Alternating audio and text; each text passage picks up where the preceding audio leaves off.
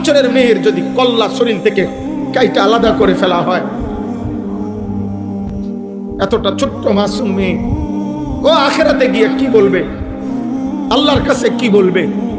ওই ছোট্ট মেয়েটা যদি হাসরের ময়দানে দাঁড়ায়া আল্লাহকে বলে, আল্লাহ আমার জাতির এতগুলো মানুষ বেঁচে থাকতে আমি 8 বছরের মেয়ে আমার এইভাবে মেরে ফেললো, আমার শরীরটা 2টা টুকরা করে ফেললো, তাহলে বলো আব্বা, বলো বলো ছেলেরা, তোমাদের বিবেকে যদি লাগে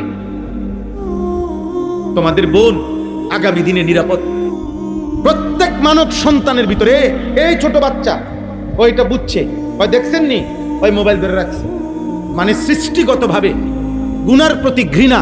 খোদার কসম এই কোরআন ধরে বলি, আল্লাহ মানুষের জন্মসূত্রে দিয়ে দিছিলেন, এই পরিবেশ নষ্ট করে দিয়েছে। আল্লাহ জন্মসূত্রে মানুষের বাচ্চার মধ্যে আল্লাহকে মানার যোগ্যতা দিয়েই পাঠাইছিলেন।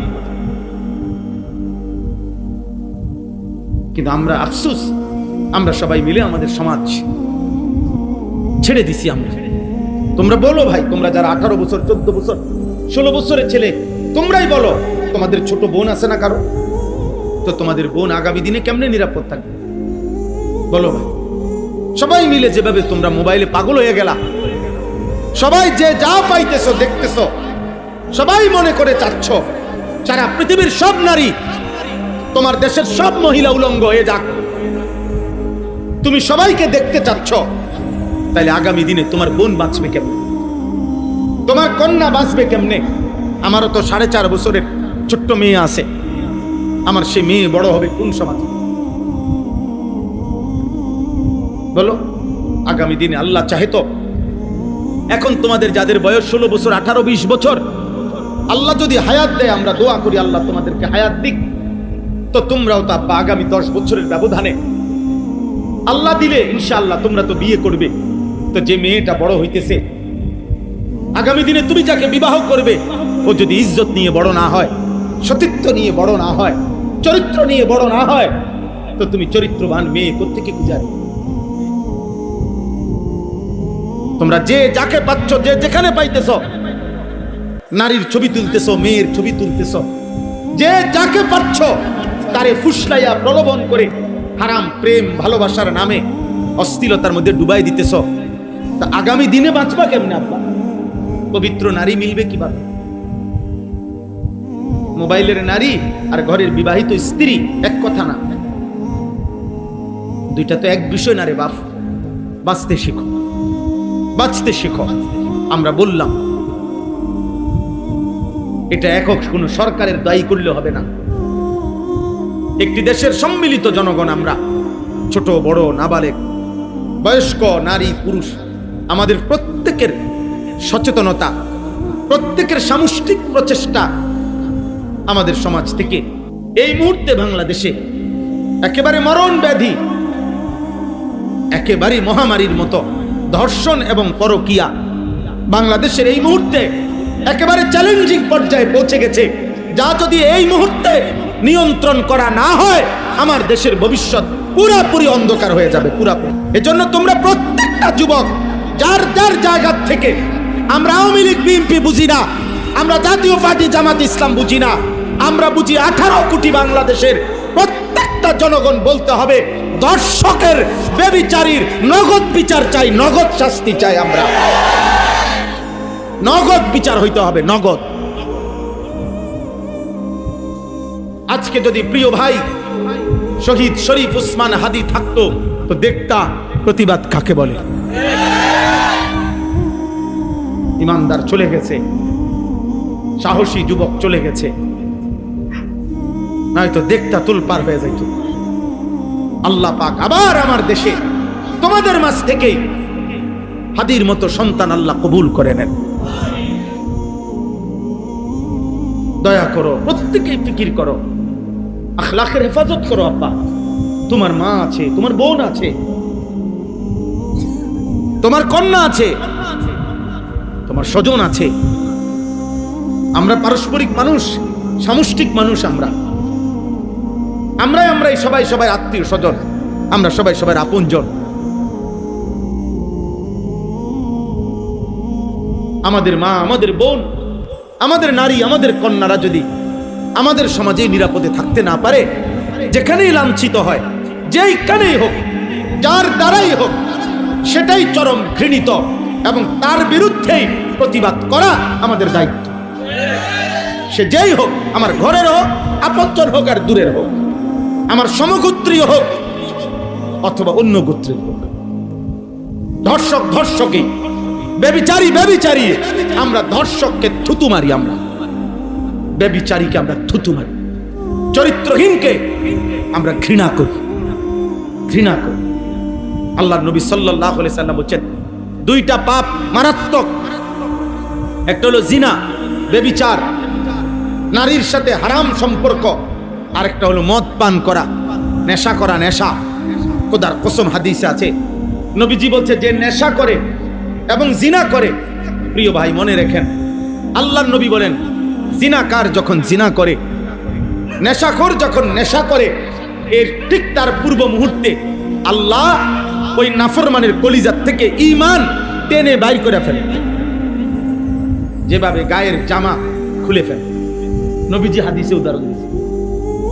নবীজি সাল্লাল্লাহু আলাইহি সাল্লাম বলেন, মান শারিবাল খামরা মান জানা ওয়া শারিবাল খামরা, যে ব্যভিচার করে এবং মদ পান করে, আল্লাহ তার অন্তর থেকে নাজা আল্লাহু মিন কলবিহিল ঈমান, আল্লাহ তার অন্তর থেকে ঈমান এভাবে খুলে ফেলে, কামা ইয়াখলাউল ইনসানু আল কামিসা মিন রাসিহি, মানুষ যেমন তার গায়ের জামা খুলে ফেলে। আল্লাহ যেন বলে, নারীর সাথে হারাম সম্পর্ক করতে যাচ্ছ, বেঈমান, দাঁড়া, আমার ঈমান আমারে দিয়া যা, যা এবার যা, যা বেঈমান, এবার যা। আল্লাহ যেন মদখোর নেশাখোরকে বলে, নেশাখোর, গাঁজাখোর, ফুট্টাখোর, বাবাখোর, নেশা করতে যাচ্ছ, দাঁড়া, আমার ঈমান আমারে দিয়া যা, যা এবার যা, এবার যাও।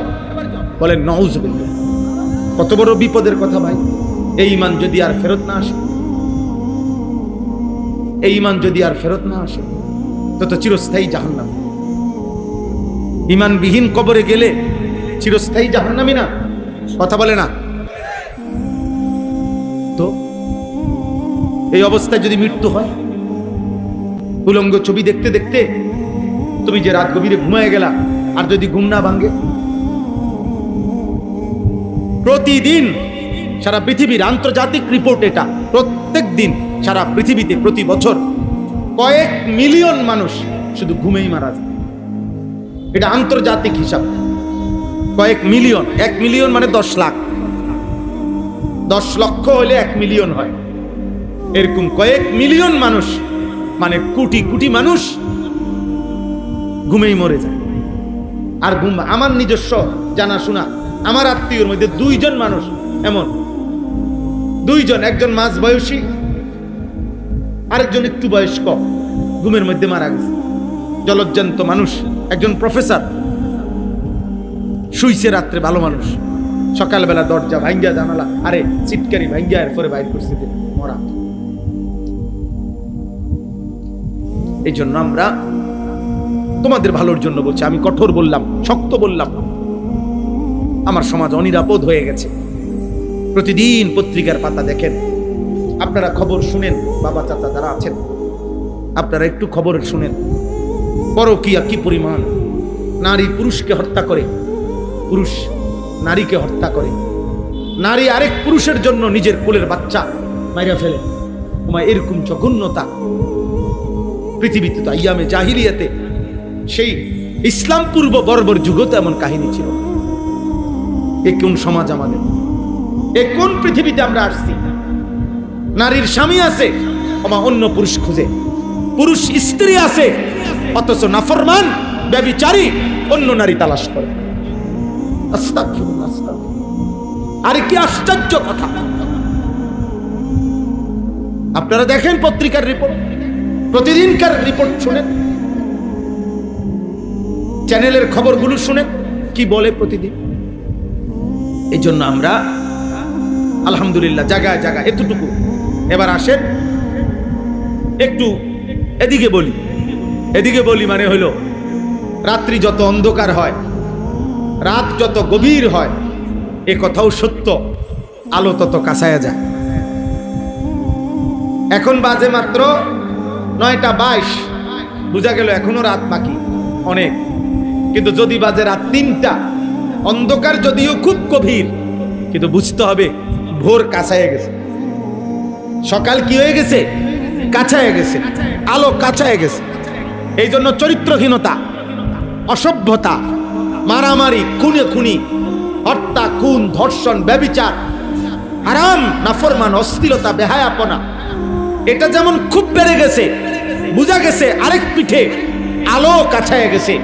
এজন্য আলহামদুলিল্লাহ সারা বাংলাদেশে এখন, সারা বাংলাদেশে গলিতে গলিতে গলিতে গলিতে আলহামদুলিল্লাহ আল্লাহর দয়ায় মুসলিম নওজোয়ান, এই 18-20 বছরের কিশোর যুবকরা ইসলামের দিকে, কোরআনের দিকে, ওয়াজ মাহফিল, নসিহত, আল্লাহর দ্বীনের দিকে ব্যাপকভাবে এগিয়ে আসছে। আলহামদুলিল্লাহ আলো কাছায় গেছে।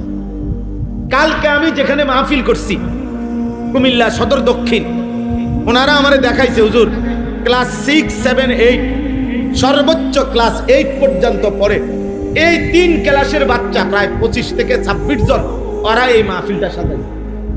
মানে কালকে আমি যেন ওয়াজ করছি, কয়েছে হুজুর আমাদের সবচেয়ে বড় লিডার ক্লাস 8-এ। তাহলে বোঝা গেল আলো কাছায় গেছে, আলো কি কাছায় গেছে। আলহামদুলিল্লাহ প্রত্যেক জায়গায় সারা বাংলাদেশে আমরা, সেদিন আমি সিলেট ফজরের নামাজের পরে বাদ ফজর বয়ান করছি, এই 3-4 দিন আগে। আমরা একটা কাজ করি সারা বাংলাদেশে, ফজর ক্যাম্পেইনের কাজ করি, অর্থাৎ ফজরের নামাজে মুসল্লি বৃদ্ধির জন্য সারা বাংলাদেশে আমরা ফজরের মুসল্লি বৃদ্ধির জন্য প্রচারণা করি। কিশোর যুবকদের মাঝে ছেলেরা ফজর পড়বে, ফজরের নামাজই হবে। আমাদের বিজয় ফজরের নামাজে, কোরআন শরীফে আছে, সূরা বনী ইসরাইলের মধ্যে আছে ফজরের নামাজ বিজয়ের নামাজ, ফজরের নামাজ। এই জন্য ফজরের নামাজের অনেক ফজিলত। নবীজি সাল্লাল্লাহু আলাইহি সাল্লাম বলছে ফজরের নামাজ মুমিন আর মুনাফিকের পার্থক্য করে। কোন ব্যক্তি মুমিন না মুনাফিক, আল্লাহর কসমে কোরআন ধরে বললাম, নবীজির হাদিস মতে এটা প্রমাণ হয় কিভাবে, ফজরের নামাজে। নবীজি যাকে ফজরের নামাজে অনুপস্থিত দেখতেন তাকে মুনাফিক মনে করতেন। সাহাবায়ে কেরাম বলছেন আমরা নবীজির জামানায় যাকে আমরা ফজরের জামাতে না দেখতাম, খোদার কসম আসানা বিহিজ জান, হযরত আব্দুল্লাহ ইবনে ওমর বলেন আমরা তাকে ভাবতাম হয় রোগাক্রান্ত আর নয়তো মুনাফিক। লোকটি হয় অসুস্থ যার কারণে আসতে পারে নাই, আর নয়তো মুনাফিক। মুনাফিক মুনাফিক কোরআনুল কারীমে স্পষ্ট আছে মুনাফিকের ব্যাপারে। আল্লাহ বলছে মুনাফিক এমন, মূলতই সে আল্লাহর পথে আসতে চায় না। ওয়ালাউ আরাদুল খুরুজা লা আ'আদ্দু লাহু উদ্দা। আল্লাহ বলে সে যদি আসলে আমার পথে বের হইতে চাইতো তাহলে কিছু প্রস্তুতি নিত। মানে আসলে যদি সে ফজরের নামাজ পড়তে চাইতো তাহলে সে মোবাইলে অ্যালার্ম দিত, তাইলে সে অ্যালার্মওয়ালা ঘড়ি কিনতো, তাইলে তার আগে আগে ঘুমাইয়া যাইতো, তাইলে সে 1-2 সাথে পরামর্শ করত যে ভাই আমি কিভাবে উঠতে পারি। এই নিয়ে তার কোনো মানসিক প্রস্তুতি নাই, এটা তার কলজার ভিতরেও নাই। তাইলে আল্লাহ তাআলা বলছেন এটা মুনাফিকের চিহ্ন। ওয়ালাকিন কারিহাল্লাহুম বিআসাহুম ফাসাব্বাতাহুম ওয়া ক্বিলা কুদু মাআল কাঈদিন। আল্লাহ কোরআনে বলছে মূলত মুনাফিক এমন, আল্লাহই চায় না মুনাফিক ইমানদারের সুরত ধরুক। আল্লাহ বলেন আমি চাই না, মুনাফিক ঘৃণিত, এই জন্য আমি চাই না ওই আমার পথে আসুক, যা। এই জন্য আল্লাহই তখন তাকে বসাইয়া রাখে আর বলে উকউদু মাআল কাঈদিন। আমার যেই নাফরমান বান্দা আমার আল্লাহকে ভুলে বসে আছে জায়গায় জায়গায়, তুইও যা ওই নাফরমানদের সাথে বসে থাক, বাইরে যা হইতে থাক। কোরআন শরীফের আয়াত, কি সাংঘাতিক কথা দেখছি। এই জন্য তো বলতেছিলাম বাদ ফজর দেখছি যুবক সাইকেল দিয়া দিয়া ফজরের নামাজ জামাত ধরছে। পুরা 3 তালা মসজিদ সিলেট শহরে সদরে একটা বড় মসজিদে পুরা 3 তালা, 2 তালা, নিচতলা কানায় কানায় পূর্ণ ছিল। কারণ ওই মুসল্লিরা বলল যে হ্যাঁ হুজুর এটা ইনশাআল্লাহ আগামী দিনে এটা হবে ইনশাআল্লাহ, খুব দ্রুতই, খুব খুব দ্রুতই ইসলামের বিজয় হবে, চূড়ান্ত বিজয় হবে সেদিন। মুসলমানের জুম্মা আর ফজরের মুসল্লি বরাবর হবে যেদিন। নিয়ত করো ইনশাআল্লাহ, ইনশাআল্লাহ তোমার হাতে আগামী দিনের পতাকা উঠবে ইনশাআল্লাহ, কালিমার পতাকা, ইসলামের পতাকা ইনশাআল্লাহ। সারা পৃথিবী আড়মোড়া ভেঙে নতুন করে রেডি হচ্ছে। সারা পৃথিবী দুই ভাগ হয়ে যাচ্ছে, কুফর একদিকে, মোমেন একদিকে। আগামী দিনে চূড়ান্ত যুদ্ধ এমনই হবে। আল্লাহ আমাদেরকে বুঝ দান করেন, আল্লাহ আমাদেরকে বিবেক দান করেন, আল্লাহ তাআলা আমাদের এই ছেলেদেরকে আল্লাহর দিকে ফিরায়া দেন। আমি অনুরোধ করলাম, একটা ছেলেকে হলে বললাম, প্রিয় ভাই, আমার এটা ফিকির, আমার এটা চেষ্টা, আমার এটা আন্তরিক প্রচেষ্টা। আমি আর এখন কাউকে কোনো প্রতিপক্ষ মনে করি না, কাউকে না, কারো প্রতিপক্ষ আমার কোনো প্রতিপক্ষ মনে করি না। আমার আর কোনো প্রতিপক্ষতার দরকার নাই। আমি মনে করি আমাদের এই মুসলিম কিশোর যুবক নওজোয়ানরা আল্লাহর দিকে ফিরবে, 5 ওয়াক্ত নামাজ পড়বে, ফজরের নামাজ জামাতে পড়বে, আগামী দিনের ইসলামের পতাকা উড়াবে ইনশাআল্লাহ, ইনশাআল্লাহ। বলো ইনশাআল্লাহ, বলো নওজোয়ান ইনশাআল্লাহ। তোমরা চেষ্টা করো আব্বা, নষ্ট হইও না। নষ্ট হইলে কেউ মনে রাখবে না। পচে গেলে মানুষ ফেলে দিবে, আবর্জনা মানুষ ফেলে দেয়, পচা জিনিস মানুষ ফেলে দেয়, নষ্ট হয়ে গেলে মানুষ ফেলে দেয়। তুমি যদি চরিত্রহীন নারী দেখে দেখে, ছবি দেখে দেখে, অশ্লীল দৃশ্য দেখে দেখে, উলঙ্গ ছবি দেখে দেখে আব্বা শরীরটা, চরিত্রটা, আখলাকটা নষ্ট করে ফেলো, কেউ খবর নিবে না। 8 বছরের মেয়ের যদি কল্লা শরীর থেকে কাইটা আলাদা করে ফেলা হয়, এতটা ছোট্ট মাসুম মেয়ে, ও আখেরাতে গিয়ে কি বলবে, আল্লাহর কাছে কি বলবে? ওই ছোট্ট মেয়েটা যদি হাসরের ময়দানে দাঁড়ায়া আল্লাহকে বলে, আল্লাহ আমার জাতির এতগুলো মানুষ বেঁচে থাকতে আমি 8 বছরের মেয়ে আমার এইভাবে মেরে ফেললো, আমার শরীরটা 2টা টুকরা করে ফেললো, তাহলে বলো আব্বা, বলো ছেলেরা, তোমাদের বিবেকে যদি লাগে তোমাদের বোন আগামী দিনে নিরাপদ? প্রত্যেক মানব সন্তানের ভিতরে, এই ছোট বাচ্চা ওইটা বুঝছে, ওই দেখছেন নি, ওই মোবাইল ধরে রাখছে, মানে সৃষ্টিগতভাবে গুনার প্রতি ঘৃণা। খোদার কসম, এই কোরআন ধরে বলি, আল্লাহ মানুষের জন্মসূত্রে দিয়ে দিছিলেন, এই পরিবেশ নষ্ট করে দিয়েছে। আল্লাহ জন্মসূত্রে মানুষের বাচ্চার মধ্যে আল্লাহকে মানার যোগ্যতা দিয়েই পাঠাইছিলেন। কিন্তু আমরা আফসোস, আমরা সবাই মিলে আমাদের সমাজ ছেড়ে দিছি আমরা। তোমরা বলো ভাই, তোমরা যারা 18 বছর, 14 বছর, 16 বছরের ছেলে, তোমরাই বলো, তোমাদের ছোট বোন আছে না কারো? তো তোমাদের বোন আগামী দিনে কেমনে নিরাপদ থাকবে বলো ভাই? সবাই মিলে যেভাবে তোমরা মোবাইলে পাগল হয়ে গেলা, সবাই যে যা পাইতেছো দেখতেছো, সবাই মনে করে চাচ্ছ সারা পৃথিবীর সব নারী, তোমার দেশের সব মহিলা উলঙ্গ হয়ে যাক, তুমি সবাইকে দেখতে চাচ্ছ। তাইলে আগামী দিনে তোমার বোন বাঁচবে কেমনে? তোমার কন্যা বাঁচবে কেমনে? আমারও তো 4.5 বছরের ছোট্ট মেয়ে আছে, আমার সে মেয়ে বড় হবে কোন সমাজে বলো? আগামী দিনে আল্লাহ চাহে তো, এখন তোমাদের যাদের বয়স 16 বছর, 18, 20 বছর, আল্লাহ যদি হায়াত দেয়, আমরা দোয়া করি আল্লাহ তোমাদেরকে হায়াত দিক, তো তোমরাও তো আগামী 10 বছরের ব্যবধানে আল্লাহ দিলে ইনশাআল্লাহ তোমরা তো বিয়ে করবে। তো যে মেয়েটা বড় হইতেছে, আগামী দিনে তুমি যাকে বিবাহ করবে, ও যদি ইজ্জত নিয়ে বড় না হয়, সতীত্ব নিয়ে বড় না হয়, চরিত্র নিয়ে বড় না হয়, তো তুমি চরিত্রবান মেয়ে কোত্থেকে খুঁজাবে? তোমরা যে যাকে পাচ্ছ, যে যেখানে পাইতেছ, নারীর ছবি তুলতেছ, মেয়ের ছবি তুলতেছ, যে যাকে পাচ্ছ তারে ফুসলাইয়া প্রলোভন করে হারাম প্রেম ভালোবাসার নামে অশ্লীলতার মধ্যে ডুবাই দিতেছ। তা আগামী দিনে বাঁচবা কেমনে আব্বা? পবিত্র নারী মিলবে কিভাবে? মোবাইলের নারী আর ঘরের বিবাহিত স্ত্রী এক কথা না, দুইটা তো এক বিষয় না রে বাপ। বাঁচতে শিখো, বাঁচতে শিখো। আমরা বললাম এটা একক কোনো সরকারের দায়ী করলে হবে না।